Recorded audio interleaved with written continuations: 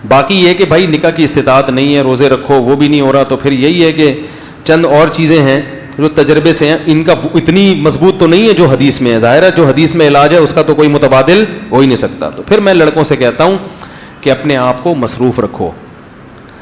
ये बॉडी की रिक्वायरमेंट है ना, ये गुनाह, तो बॉडी को खपा दो किसी जायज़ काम में, जिम जाया करो, अपनी एनर्जी को यूटिलाइज करो, कहाँ? एक्सरसाइज में, जिम में, और रूहानी तरक्की के लिए तबलीग में जाओ और बुज़ुर्गों से इस्लाही ताल्लुक़, उधर से उनके बयानात भी सुनो, अल्लाह का खौफ पैदा होगा, आखिरत का खौफ पैदा होगा, पता चलेगा नज़र उठाने का गुनाह है, इससे इंसान की आंखें गंदी हो जाती हैं, दिल का सुकून ख़राब होता है, इससे फ़ायदा होगा इंशाअल्लाह। और फिर अपने जब अच्छे मुस्बत कामों में, एक्सरसाइज में अपने आप को घुलाओगे तो टाइम ही नहीं बचेगा, इतने थके हुए आओगे कि रात को आते ही सो जाओगे। तो जब ये पॉजिटिव एक्टिविटीज़ में इंसान पढ़ता है तो नेगेटिव खुद ब खुद ख़त्म।